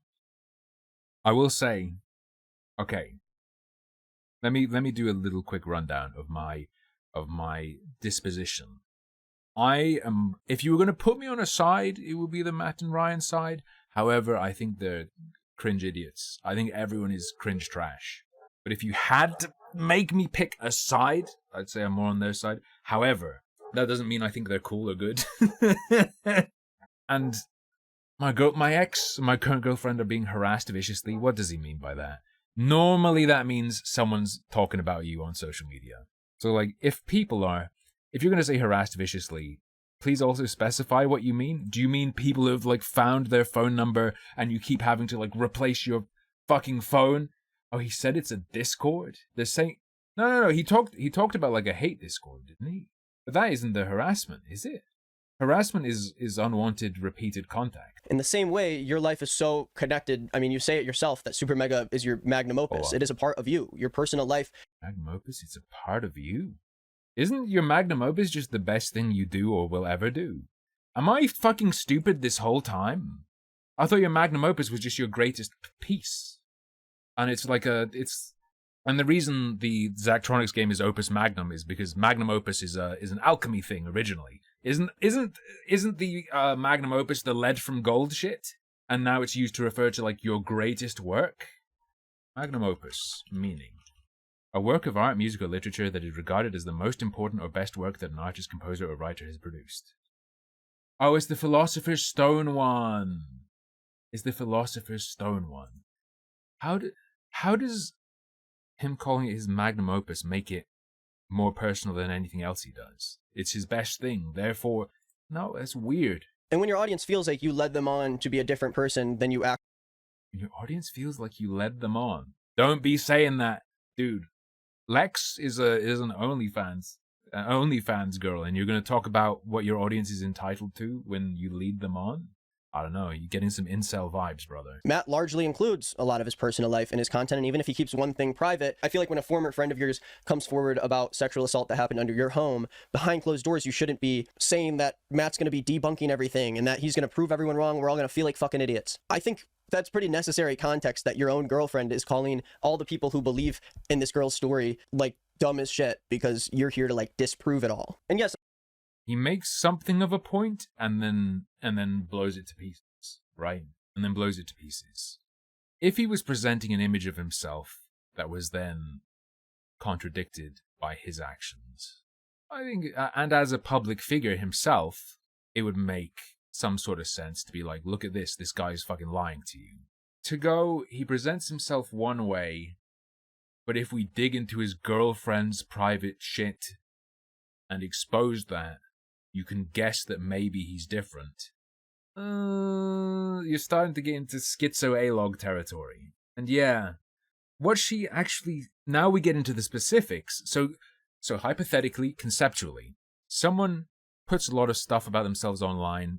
They're a Let's Player, they talk about themselves, and let's say it came out that what they were saying was bullshit, or there was something you had access to that contradicts how they're presenting themselves. Okay. That's not the same as like digging into their acquaintances or personal connections.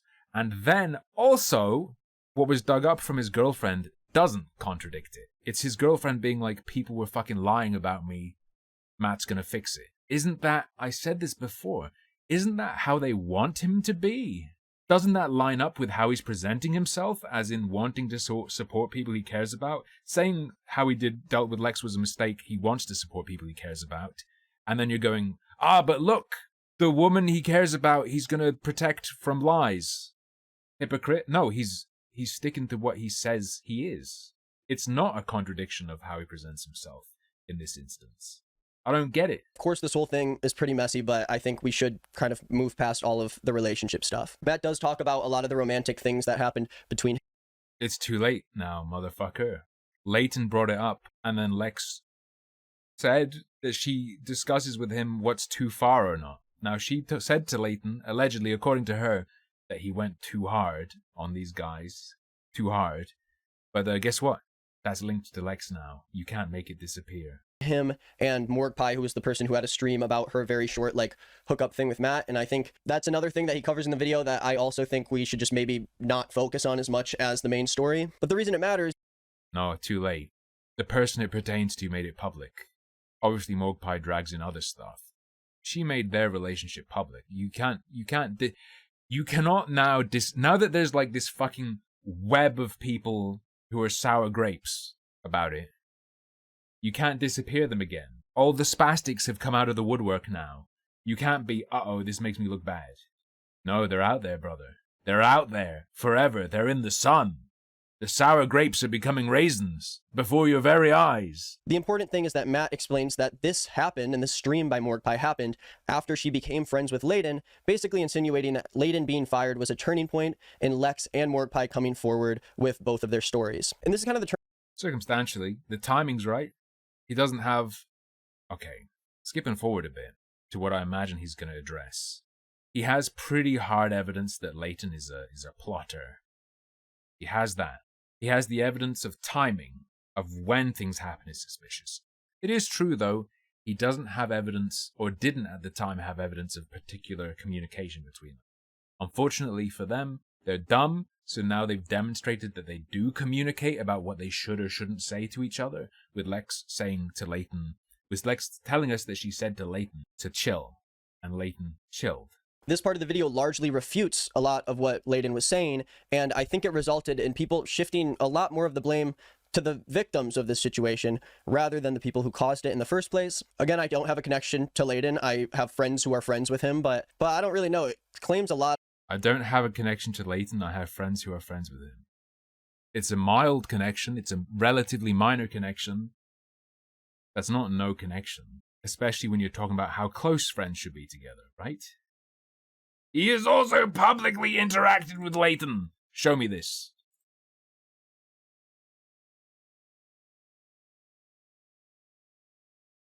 About a person if you think that they're talking about their experience with you just because like one of your former employees who got fired like months ago is like orchestrating all of them to come after you. And I do think that Matt says some things about Leighton in here that don't make him look great about the situation. I don't think he should have said anything in the first place, and I do regret talking about it because it has become this conversation over whether or not Leighton was like the mastermind behind this thing, and insinuating that both of the women in this story are coming forward only because they're friends of this guy who hates them.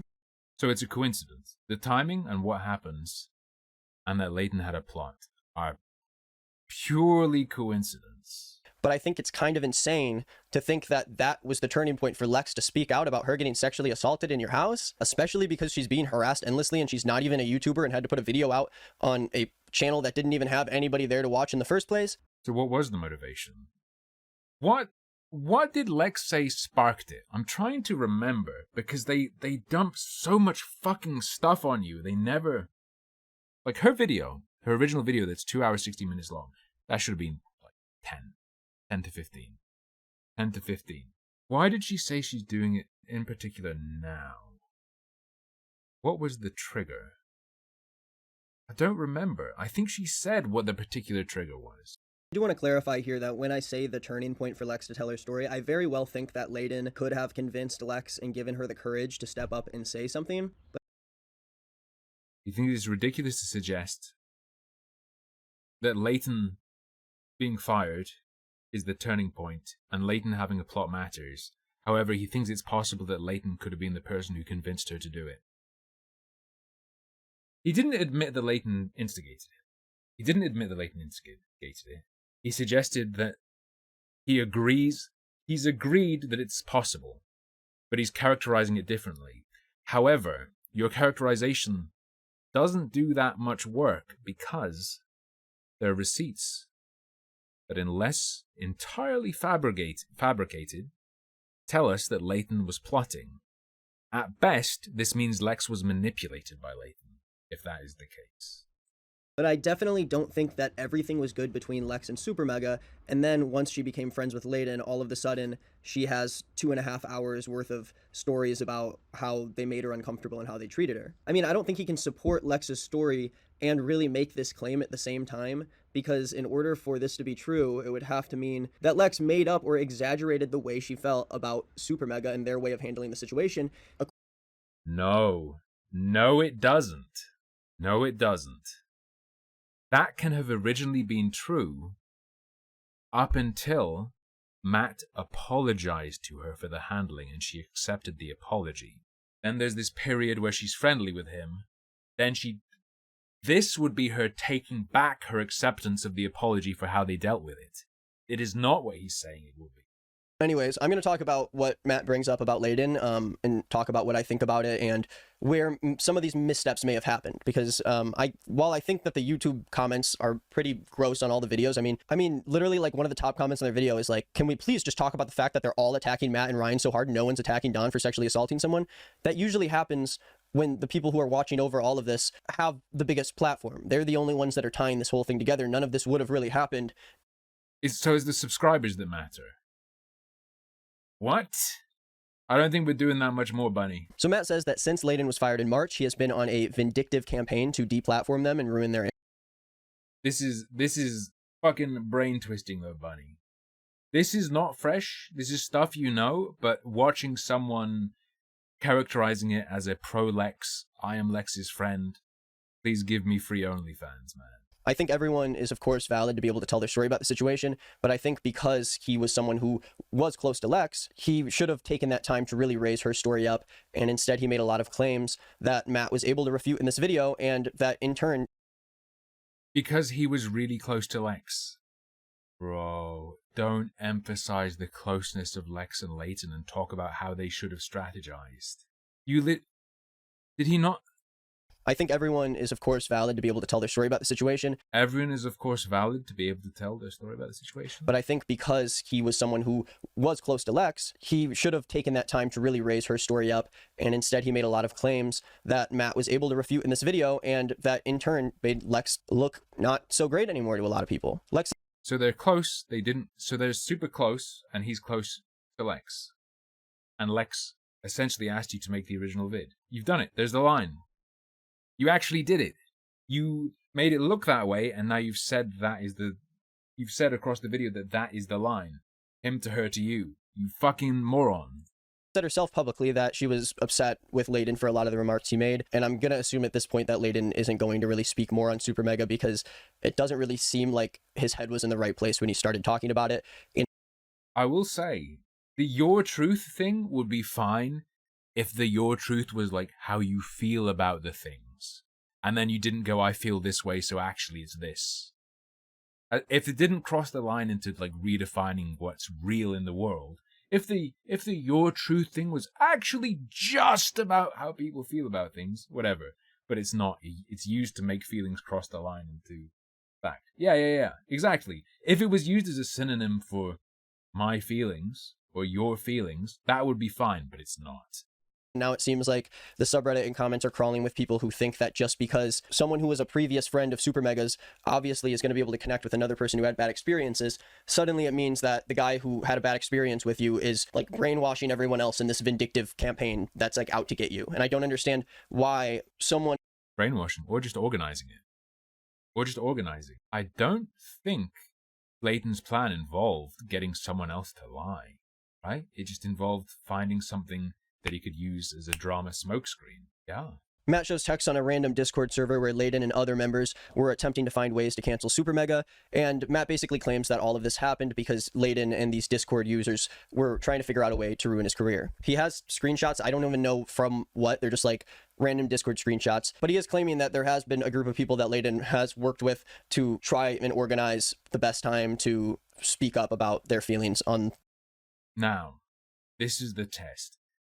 Do you remember when I said I was concerned that people wouldn't understand the significance of it having been in a dated email? Where you'd have to say that Matt faked the email he sent to himself. Otherwise, The fact that it includes information only certain people would know means it is those people. And that you have a timestamp from an email that shows it is from before it happened. Matt would have to be psychic to fabricate it. Let's see if he gets the significance of the timestamp and the not sensitive, but private information. These screenshots detailed the exact situation Leighton was in with his employer. That's how I knew that they were real, because I knew about this. There's the real because they have information only someone, Leighton or someone working around them would have. And Matt also scrolls through these screenshots in a thread on his Gmail that says Leighton evidence thread, which at least makes it clear to me that they kind of foresaw Leighton coming forward about this stuff and had a lot of this prepared, had a lot of these screenshots and stories prepared to make sure that Leighton can't deface them. And while I don't have evidence... Oh, is he going to make the Matt is psychic argument? On the other side for this, I just want to at least put the information out there so you guys can see it. I think Matt covers a lot more in his response video. I think it's smart to watch that to really make sure you see the whole thing. But yeah, Matt even brings up tweets from Ethan claiming that SuperMega would say slurs behind closed doors, and claimed that Ethan has really only been with them a few times and that Lex is a person of color, and why would they use slurs around her? Shortly after, one of Leighton's best... Lex is a person of color? Fuck do you mean? White's a shade. Yeah, he seems to be admitting... He's trying to downplay it while also admitting Leighton's a scum, but let's ignore that. Let's ignore that. Please, please, please. Tried to instigate drama on Twitter by lying and saying that he has heard us say the N-word multiple times. In reality, we've only met this individual a handful of times, and it's mostly... Lex Updog is black? What the fuck are you talking about? If the KKK was like exterminating the town of minorities, she'd be fine. She'd be just fine. Race is a social construct, so all that matters is how you're perceived by society. I think society would perceive her as white, therefore she is white. Sorry, brother. Welcome to social constructionism. But I'll continue. Matt says that Leighton's campaign trying to ruin their career became downright creepy and obsessive. He clarifies that he is not saying that Leighton convinced Lex to come forward. He is not saying that this is some methodical move by Leighton, but he does say multiple times that all of this just happened after they fired Leighton, and that he's very sure that this is the reason why she came forward. Leighton would frequently slander myself and Ryan to fans on his Discord server. He even went as far as to join a fan's 18-year-old birthday drunken Twitter space to shit talk us. This stuff was creeping us out. That's fine. Can I just say, shit talking your old bosses on a Twitter space, that is actually fine. That's evidence of his animosity, but doing that's fine. Especially when your bosses are public figures. Actually, the weird thing is that it's with 12 listening. Kind of weird, sure. Everything Leighton does, sure. But this isn't like, this fucking guy! Ah! Right? It's like...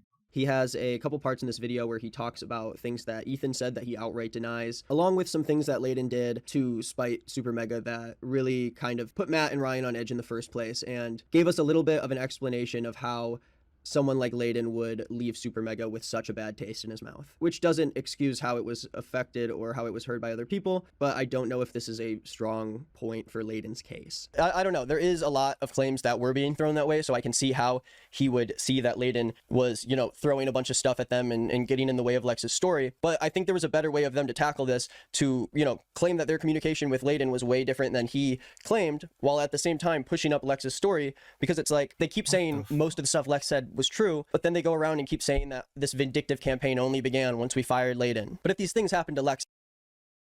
I believe their point is, the things that are true were addressed with Lex, and they apologized to Lex for it. Rightly or wrongly, whether they should have apologized or not, their point is, despite saying it's real, that's not actually the point of contention. Their point of contention is that they already addressed it with her.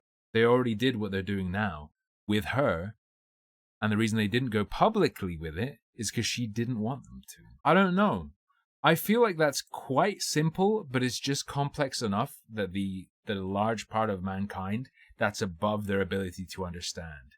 He's talking about needing more nuance, but I think that alone is a level of nuance that people can't handle. Instead, it's just, she was assaulted, people didn't do things the way I want. That's all that matters. Never mind that it was addressed. There were apologies, and those apologies were accepted.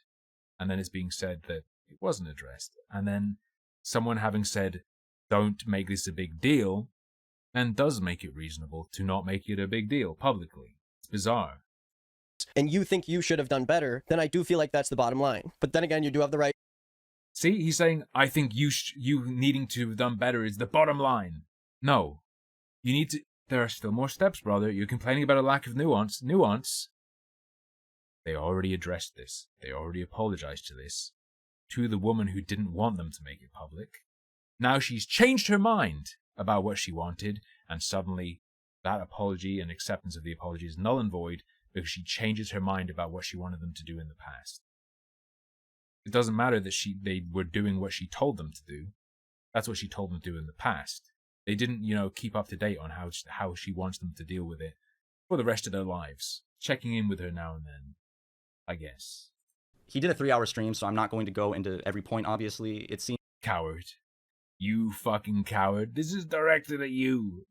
I'm just some guy who has never even seen one of your videos and didn't know who SuperMega were, and it's really fun, to be honest, to look at this stuff. Most of the time. I was feeling a bit fatigued earlier. This little credibility section pepped me up again. Just, dude.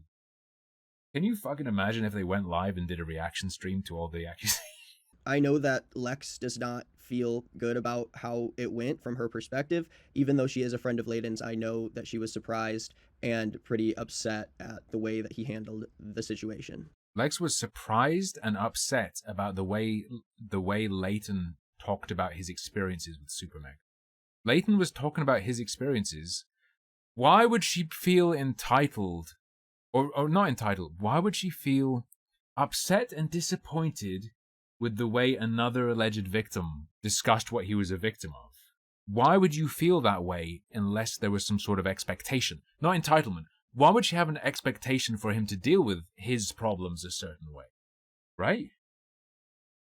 There, but there's no way of us knowing if that was a real tension on the relationship. Matt claims that Layden tried to throw everything. True, does make her look bad by proxy, not wrong. However, what doesn't help is that I believe she was retweeting his stream. So, He possibly could hit the wall after Lex's video. He shows text that show could have left herself more room to say nothing to do with it, right? Layden complaining himself in group chats about Rav and Lex staying at the SuperMegaplex for too long. Fucking Layton shit all over them. I forgot about that. But we would never drop the N-word. I know our past on YouTube is more questionable in 2016 to 2017, 2018, during that time period. I like imagining when he says, I would never drop the N-word, he means it like when you say, I would never drop that combo. I would always nail it. Every time someone says, quote, the N-word, I hear the full hard R in my head. I hear it. I'm just saying. I do feel like Layden doing a stream that is that long and includes so many claims, it really ends up building this big cloud that kind of just covers up what Lex was trying to say in her original video. And I felt like Lex was very well spoken and put details together. That's too much. That's too far. That made me. I was mid swallow and the air coming up like forced spit up into my nose, dude. Well spoken. Very succinct and respectable. Very succinct. 2 hours and 16 minutes. 3/4 of it just repeating shit and rambling. I thought she came off as fucking out of her fucking nut, out of her gourd on drugs or something. True, also.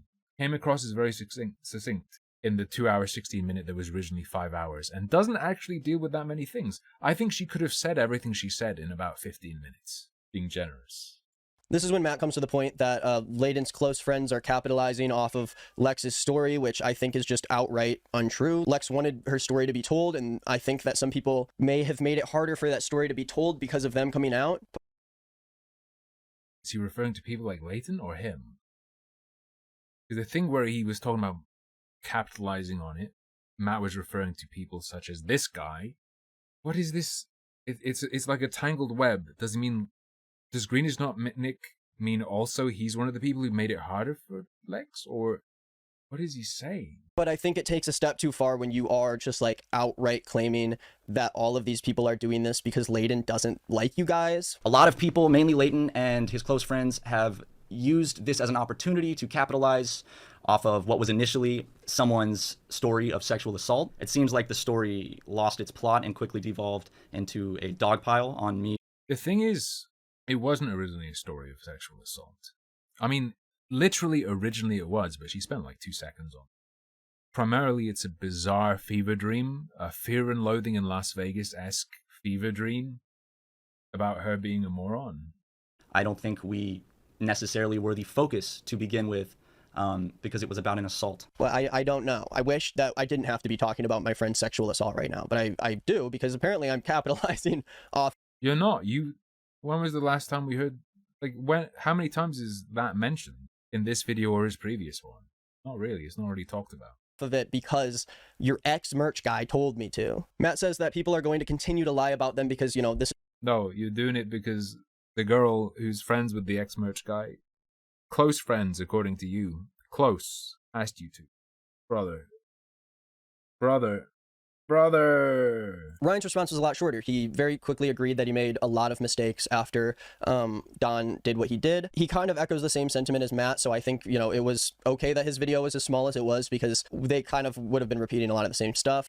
No, it's a whole different video. I don't think you can attribute everything Matt said to Ryan as well and say, oh, it would have been repeating things Matt said. I don't think so. And I do think that those constant comments about that definitely made it harder for people to fully hear everyone's stories. And I think that's what is so frustrating. Touching the fucking microphone. Dude, I've got creaks and stuff. I've got creaks, which are now going to be totally gone, thanks to Very, Very Evil Buddy. Thank you very, very much, bro. But just... So, they were saying...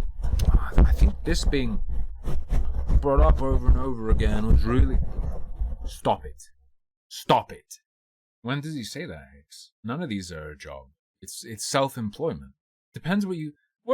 How is job typically defined? Because I consider a job to be like something you're employed to do by a third party. A paid position of regular employment is the primary definition.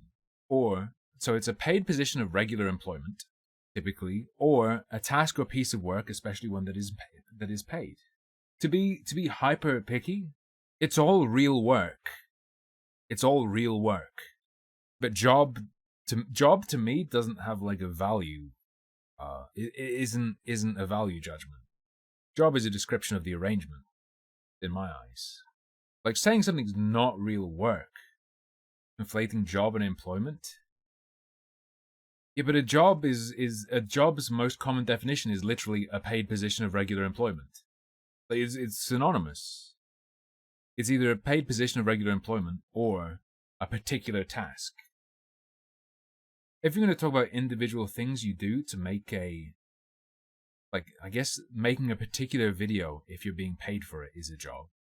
But being someone who you make videos and you get a share of the ad revenue from the ads that are shown on it, is doing that a job? I wouldn't call that a job. It's work and it's legit. I think job is something else. Yeah, but that's hyper colloquial though. In that case, job is being used in a way that makes it synonymous with profession. And then anything that you can do professionally, i.e. make money from, is it? And yet on the job seeker website you can't find you can't find positions of self-employment. Or Crossbow Guy's YouTube union just kind of evaporated. I do think that Matt and Ryan own up to a lot of the truly awful shit they did, and I think that was good. I also think there were a lot of instances where there was heavy miscommunication, and I do feel like a lot of the receipts they brought to the table make it easier to understand where they're coming from, while also understanding that this was handled very poorly, and most people in their shoes would have handled it much differently. The thing they're being accused of isn't handling it badly, though. It's never addressing how they handled it, and not making it public. Their counter: we did address it with her, and she accepted our apology, and she asked us not to make it public. It's done. It's done. And I think when Lex was finally able to be heard, he was ready to tell his story, and he may have overstepped in that specific moment in time. When Lex was finally ready to be heard, he was ready to share his story. Yes, that's what Matt's leaked screenshot of Leighton's plan says he was going to do. Yes. You're legitimizing the leaked screenshot that says it was a plot by Leighton. He was waiting for there to be a bigger drama that would provide a smokescreen and protect him in coming out. Wish SuperMega just had the chance to respond to just Lex in her story, but even with all of the things they admit in the first half of the video, a part of SuperMega's fan base is relentlessly claiming that Matt and Ryan were just defacing. Relentlessly claiming. Fuck. Oh no. Random fucking idiots on the internet. Dick Scooper 72 on Reddit is saying this. He's saying it over and over again. We need to stop it. And while I think that they do have evidence to show that Layden overstepped in terms of how he followed up Lex's video, and if I was Lex, I would understandably be very, very upset. But I think boiling down any of what she says in her story to just being controlled by Layden is pretty disgusting and untrue. That's not the contention. The contention is that this was settled and solved, and she decided to take back her acceptance of it through Layton's influence, potentially. I don't think people are saying Layton got her to make up that she couldn't stay in the office or that Dawn did something or something. The suggestion is that Layton motivated her to come out and come up with this contrived shit about they were pressuring her not to talk about it, that they never addressed it with her, that they didn't make it public when they should have. She told them not to. That's the point. It's actually quite fucking narrow. Despite how many times Matt can say he messed up, this video insinuates strongly that Lex would not have stepped forward if it were not for Layden, and that all of these people, including myself, have bought into this agenda that we need to take down SuperMega because the ex-merch designer that you fired told us to. I don't think he's suggesting that you're not motivated. I think the implication is that these people all have motivation, but Layton's the organizer. That's why things have organizers, because without organizers, shit doesn't get done across multiple people. But when so many different people are upset about shit you've done or said in the past to an extent where they'll ruin their career over it because they try to put out these videos and now they're being swarmed with hate, you'd think that if all of these people would come forward. I don't think people shitting on you online ruins your career. I could make a ton of money out of that. Maybe that's something that you need to reflect on yourself about. And I think Matt displays this reflection in the first half of the video, but as he talks about the role that Layden plays in this whole thing, I don't understand why his actions have to discredit the original story. So, what is there to reflect on? The people who keep saying, I wanted more shit from you. Layton wanted them to help him launch a career. Lex wanted a place to live. Rav presumably wanted a place to live. You reflect on it, it's like, damn, these people are fucking parasites. Like, what is there to reflect on? Yes, a bunch of people who feel entitled to what I have are all upset and are crabs in a bucket. Like, what else? About the way Layden handled the story, and she was not under the impression that her story was going to cause him to say everything he did. None of those mistakes should have fallen on Lex. Why would Lex go out of her way to risk her career with thousands of people harassing her for, again, SuperMega's ex-merch designer guy? We have confirmed from... Am I crazy? Did greenisnotnick not just a few minutes ago say that Lex and Layton were super close? Several people, including Dawn, that yes, Dawn sexually assaulted Lex and Matt and Ryan kept him around. But then Lex doesn't tell her story until she meets Layden, and then suddenly Layden gets fired and convinces her to make a 2-hour and 20-minute video telling her story. It's hard to wrap my head around. What is this emphasis again on the length? Dude, making a 2-hour video can take a bit of time. Making a 2-hour video that's editing down you just word vomiting, that can take a few hours. A few hours work is fucking nothing. That's nothing. What are you talking about? 2 hours and 15-minute video? Like one of the bigger texts that Lex showed where she asked Matt about Dawn claiming that SuperMega fired him without much of her... This is the credibility section we already did. Whew. Okay. I think we've effectively watched all of this, even though we watched like this, and then we watched this, and then we watched this. That's done. I think we're good on this. That's your juice for today. Unless someone has a good thing to react to that's gonna be like, don't send me like goat falls down a hill, because like what do I do with that? I can't transform that. I can't comment over that. It's like, haha, goats do be funny. But if you have anything either, along the lines of that pretentiousness video where I had a lot to say about it, or this stuff where you can judge it as you go along, I want to be the opposite of XQC. Instead of leaving my chair and leaving a video running, I'm going to glue myself to a chair